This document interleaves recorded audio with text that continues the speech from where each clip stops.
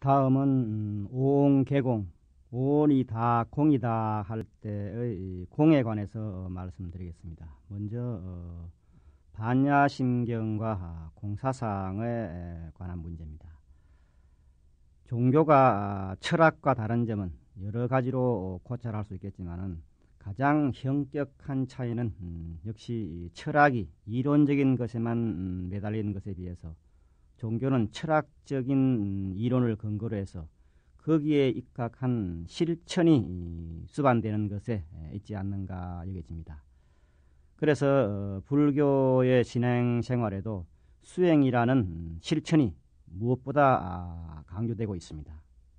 그 실천을 위해서 철학적인 이론이 뒷받침을 하고 있다, 이렇게 말씀드릴 수 있겠죠. 즉 불교라고 하는 것은 아는 것이 목적이 아니라 실천하는 것이 목적이다, 이렇게 말씀드릴 수 있습니다. 많은 사람들은 대성불전, 특히 반야심경에서 설하고 있는 공사상이 철학적 이론에 추중된 것이라고 생각하는가 하면, 심지어 불교학자를 포함해서 대다수의 종교 철학자들은 반야심경을 비롯한 반야경 전부가 어떤 그 공의 철학만을 가르치는 것으로 생각을 해서 그 실천에 대해서는 등한시하는 경향이 농후합니다.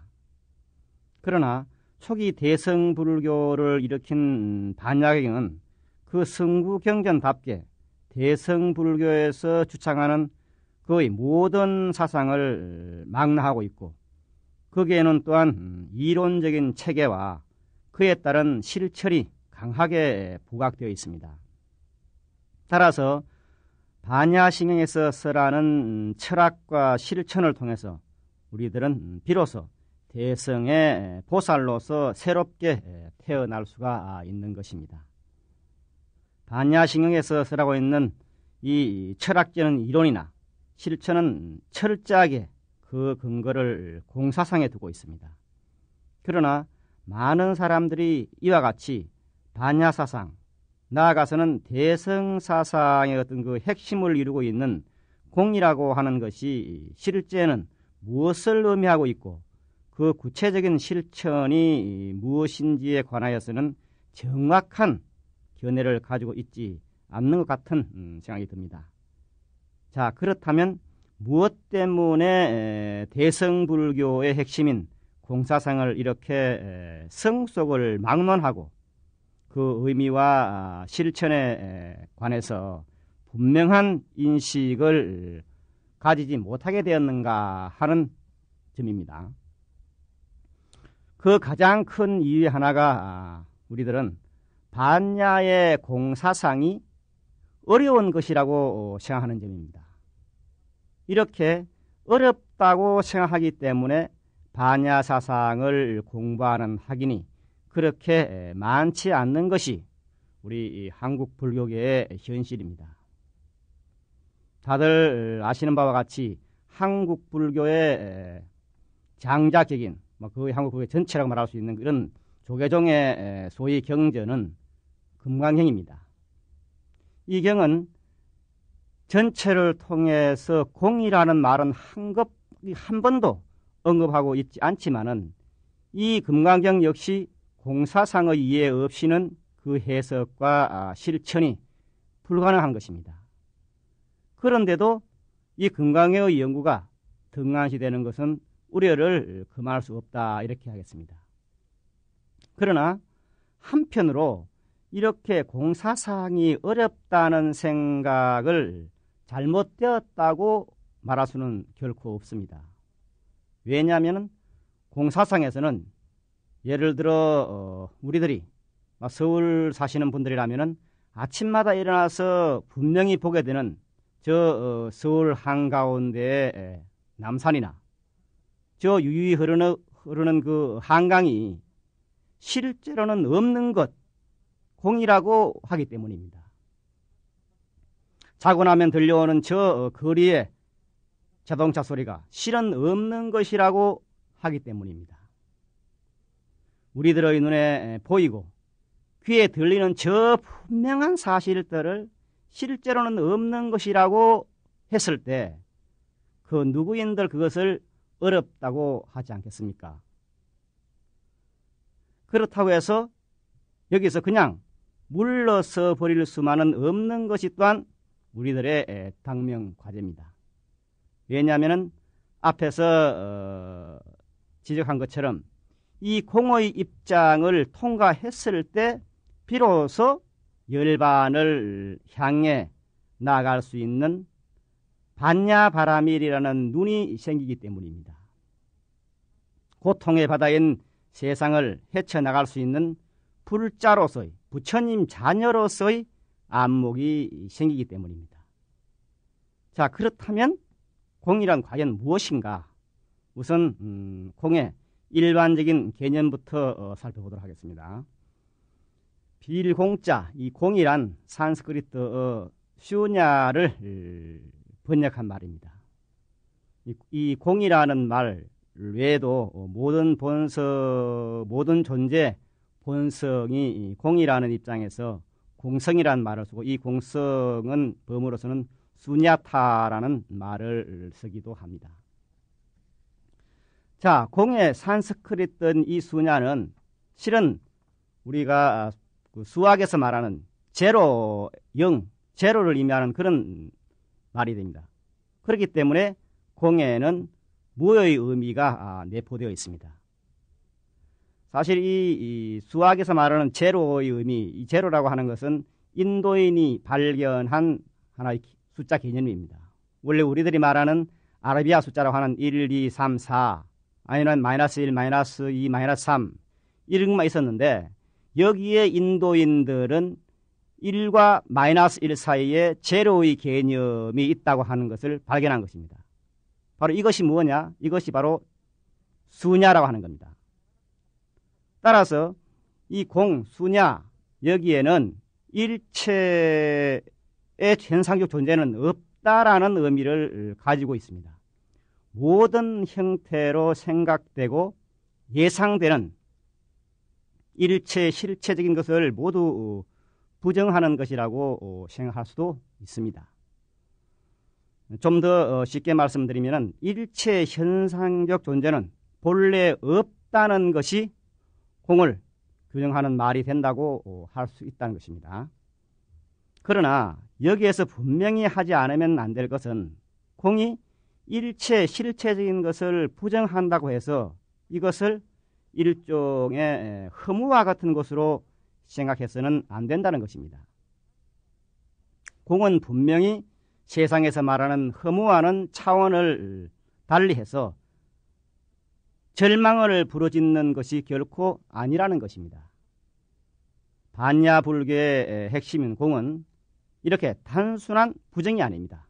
이 공은 부정만으로 그치지 않고 절대적인 긍정으로 전향이 됩니다. 다시 말씀드리면 부정이 부정으로서 끝나는 한 그것은 우리들에게 아무것도 줄 수가 없습니다. 거기에는 오직 정지가 있을 뿐이고 판단의 단절과 침묵이 있을 따름입니다. 그러나 반야의 공은 우리들에게 모든 집착을 던진 진정한 자유와 해방을 가져다주고, 따라서 공에 의해서 진정한 의미의 보살도가 실천되는 것입니다. 왜 그러한가? 먼저 우리들은 공의 올바른 이해가 있어야 합니다. 즉 공이란 없다는 의미를 가지고 있다고 해서 이것을 있다, 즉 유, 있다와 무, 없다라는 두 측면에서 생각해서 유의, 있다의 반대 개념인 무, 없다라는 것을 가지고 공을 판단해서 파악해서는 안 된다는 것입니다. 공의 개념을 파악할 때 우리들이 봉착하게 되는 1차적인 어려움이 바로 여기에 있습니다.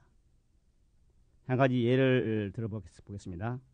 가령 저는 지금 책상 위에 놓여 있는 컴퓨터를 이용해서 이 강의의 원고를 쓰고 있습니다. 따라서 제 방에는 컴퓨터가 있고 제 방을 방문하는 사람은 누구나 컴퓨터가 있음을 기억하게 됩니다. 그런데 며칠 뒤 제가 컴퓨터를 다른 곳으로 옮긴 후 그 사람이 다시 내 방을 찾아왔다면 그는 필시 컴퓨터가 없다고 생각할 것입니다. 그 사람이 생각할 수 있는 것은 컴퓨터라는 존재를 일단 상정해 두고 거기에 대해서 보이면 있다고 하고 보이지 않으면 없다고 합니다. 그렇다고 해서 그 사람이 컴퓨터가 없음이 있다라고 말하지도 않을 것입니다. 만약 그 사람이 컴퓨터가 없음이 있다는 등의 어떤 없음을 마음에 떠올렸다고 한다면 그것은 무를 일종의 유로서 취급하고 있는 것이 돼가지고 무가 의미하는 본래의 성격과는 맞지 않는 것이 되고 맙니다. 왜냐하면 없다는 것은 있다는 것과 모순되는 개념이기 때문입니다.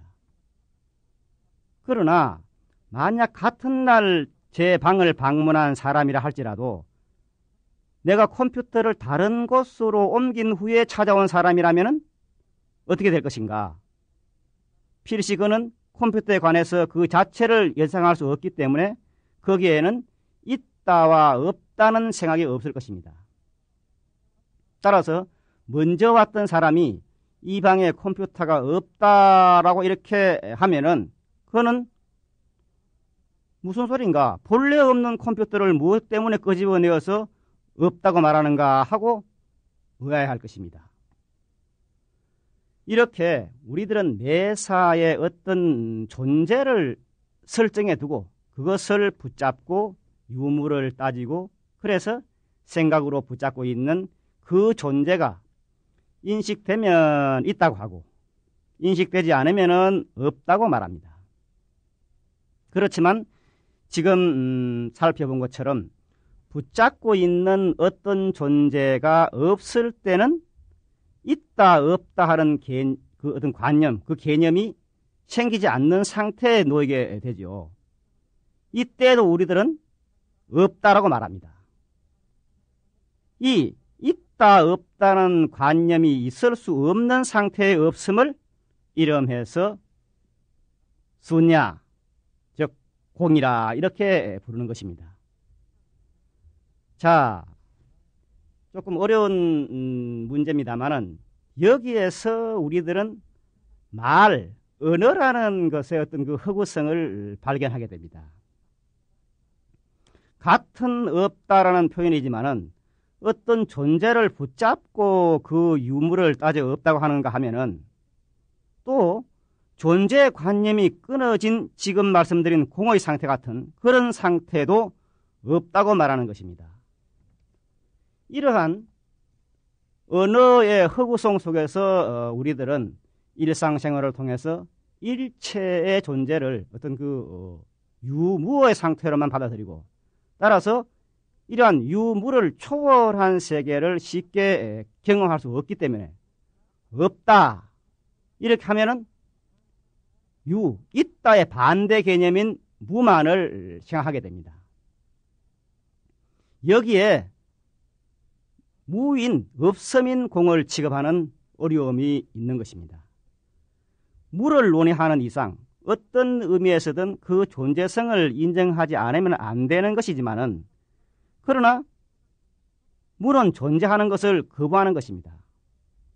다시 말씀드리면 없다는 것과 있다는 것은 서로 간에 대립되는 개념이지만은 그렇다 해서 무를 유와 같은 차원에서 대립시킨다면은 그 무는 일종의 유가 되고 말아서 무가 가지고 있는 본래의 의미가 상실되어 없어져 버리는 겁니다.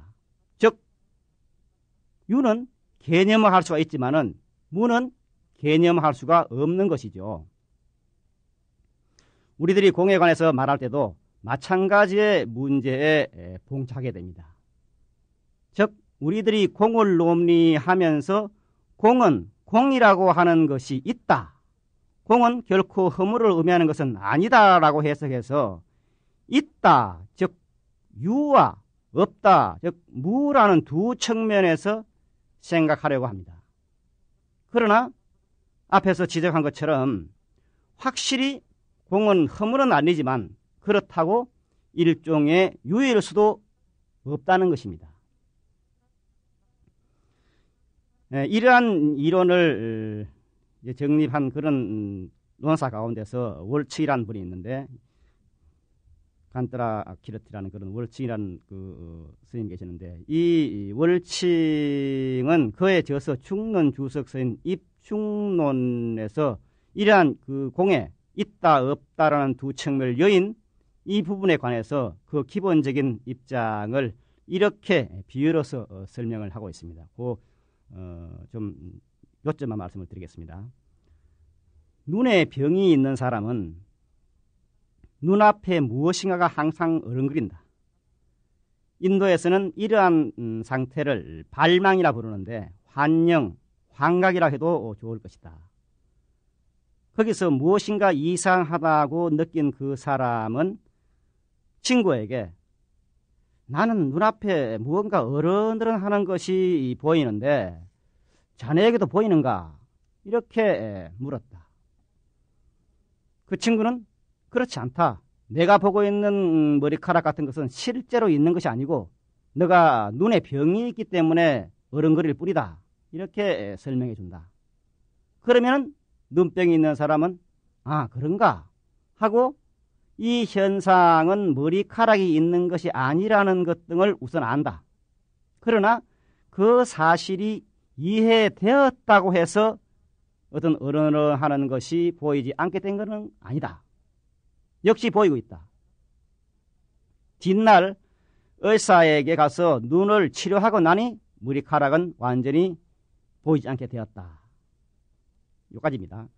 자, 이 경우 머리카락은 이 사람이 눈병이 들었기 때문에 있는 것처럼 보이지만은 그것은 본래 실제하는 것이 아니죠.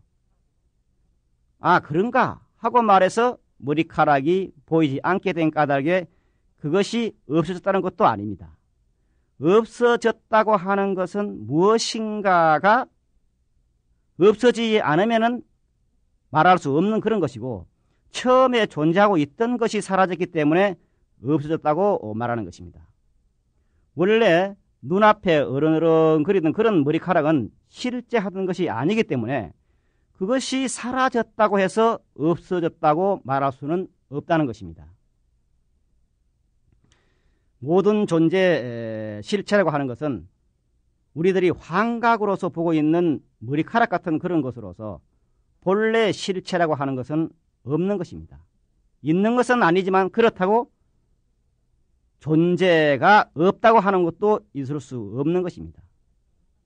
무라는 것은 이 무라는 것이 성립하기 위해서는 그것이 본래 있었던 것이 아니면은 무라고 말할 수 없기 때문에 무도 아닙니다. 따라서 공이라는 것은 유와 무라는 개념에서 파악될 수 없는 것이고 공의 입장에서는 존재는 유라고도 무라고도 말할 수 없는 어떤 것이다. 이렇게 결론적으로 말할 수 있을 것입니다. 이렇게 일체 현상은 유라고도 무라고도 할 수 없는 어떤 것을 이름해서 공이라 합니다만은 그러나 일체 현상을 어떤 그 유와 무의 두 측면에서만 고정시켜 가지고 지금까지 살아온 우리들로서는 아직도 지금 설명드린 이 도리를 납득하기가 그렇게 용이하지가 않습니다. 솔직히 말해서 불교가 어렵다고 말하는 대다수의 사람들은 바로 이 점에 불만을 토로하고 있습니다.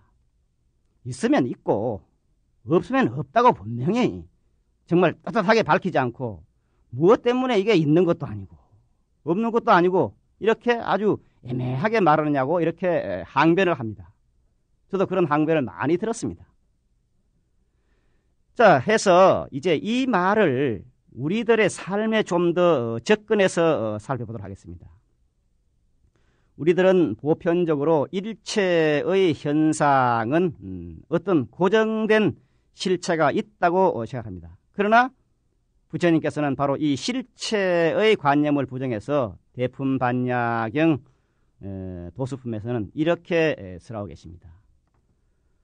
모든 것은 인연이 화비서 생기는 까닭에 사물에는 재성품이 없는 것이다. 만약 재성품이 없다면 이것을 법이 없음이라고 말한다. 이러한 까닭에 수보래야 보살마살은 마땅히 일체 모든 것은 본성이 없다고 알아야 하는 것이다. 왜냐하면 일체 모든 것은 본성이 공안 때문이니 이러한 까닭에 일체 모든 것은 본성이 없다고 마땅히 알아야 하는 것이니라. 자, 도수품 제71의 한 부분입니다마는 일체 모든 것은 인연의 모임에 의해서 생긴 것이기 때문에 그것은 자신의 성품, 즉 그것을 형성하고 있는 어떤 실체가 있는 것이 아니라고 경은 밝히고 있습니다. 그래서 모든 것의 본성은 공이라고 단언하고 그 구체적인 사항을 또한 이렇게 설합니다. 대품반야경 신부품 제25에 나오는 부분인데요. 화합으로 생긴 까닭에 스스로의 생품이 없다고 하는 것은 무슨 말인가? 물질적 존재는 화합으로 생겼으므로 스스로의 성품이 없고 감각, 표상, 의지, 인식도 화합으로 생겼으므로 스스로의 성품이 없다. 이랬습니다. 자, 이러한 사실들은 우리 자신을 돌이켜봐도 잘 알 수가 있습니다. 가령 사람이라는 실체가 과연 있는 것인가? 우선 사람이란 정신과 육체라는 두 인연이 함께 있을 때 존재하는 겁니다. 이 두 가지 요소가 분리되면 그 사람을 우리들은 시체라고, 그 정신은 영혼 혹은 귀신이라고 달리 부르게 됩니다. 육체라는 것도 마찬가지죠. 머리와 몸체와 두 팔과 두 다리가 합쳐져 있을 때 사람이라는 그런 이름을 갖지만은 이것들이 따로따로 흩어져 있을 때는 단지 머리는 머리일 따름이고 팔은 팔일 따름이지 사람이 될 수는 없는 것입니다. 자, 이처럼 가령 사람이라는 존재의 실제적인 성품이 있는 것도 아닙니다. 우리들은 한 사람의 여자를 두고 그 호칭이 경우에 따라서 달라지는 것을 보게 됩니다. 남편에게는 아내가 되고 자식에게는 어머니가 되고 부모에게는 자식이 되는 것입니다. 만약 사람에게 어떤 실체적인 성품이 있다면은 어떻게 한 사람의 여자가 딸도 되고 어머니가 되고 부인이 되고 때로는 누이가 되기도 하겠습니까? 또한 그 여자를 대하는 사람들에 따라서 그녀에 대한 감정이나 평가는 달라집니다. 즉 남편이 보았을 때는 사랑스러운 사람인가 하면은 시어머니가 보았을 때는 좀 미운 존재가 될 수도 있습니다. 그러나 하인이 보았을 때는 평범한 여자에 지나지 않습니다. 만약에 그 여자에게 한 개의 본성이 있다고 한다면은 어떻게 사람에 따라서 천차만별의 평가가 나올 수 있겠습니까? 있다면은 그것은 말의 세계 밖에 존재하지 않습니다. 실제로 우리들이 보고 느끼고 있는 이 사실의 세계는 무상합니다. 가령 책상을 예로 들어보겠습니다. 이것은 목재와 목수 그리고 칠쟁이 등에 의해서 그 사람들의 이존에서 생기고 그 밖의 존재와의 관계에 의해서 존재하게 됩니다. 때문에 이것은 여러 요소가 모여서 된 것이고 자립적으로 존재하고 있는 것이 결코 아닙니다. 또한 이 책상이라고 하는 것은 부수면은 장작이 되고 태우면은 재가 되고 바람이 불면 나라가 사라져버립니다. 결코 항상된 것도 아니고 변하지 않는 것도 아닌 것입니다. 그렇다면 단일한가? 그렇지도 않죠. 모든 것은 복합체로서 책상이라는 하나의 전체성이 있는 것이 아니고 책상은 많은 부분이 모여서 복합적인 것으로 그것은 결코 단일한 것이라고 말할 수는 없습니다. 이렇게 일체 모든 것은 단지 이름만 있을 뿐입니다. 말은 불변입니다. 책상이 사라지고 내가 죽어도 책상이라는 우리 한국말이 존속하는 한 있는 것입니다. 말을 개념이라는 관념적 존재의 차원으로 환원하면은 항상하고 물질이 아니기 때문에 분할되지 않는 단일한 존재고 우리들에게 이존하지 않기 때문에 자립적이라고 말할 수도 있습니다. 그러나 우리들이 실제 하는 것이라고 생각하는 모든 것은 사실은 언어에 불과한 것이고 개념의 실체화에 불과한 것입니다. 그러한 실체는 인간의 사유의 세계에서만 존재하는 것으로 사실의 세계에서는 있을 수 없는 것입니다. 자, 그런데도 불구하고 우리들이 이 사실에 쉽게 접근하지 못하는 이유는 우리 인간의 삶에서 언어가 점하고 있는 역할이 너무나 크기 때문입니다. 사실 그렇죠. 우리가 말이 있으면 무조건 있다고 생각하는 그런 생각이 너무나 많기 때문이다. 이렇게 말씀드릴 수 있겠습니다.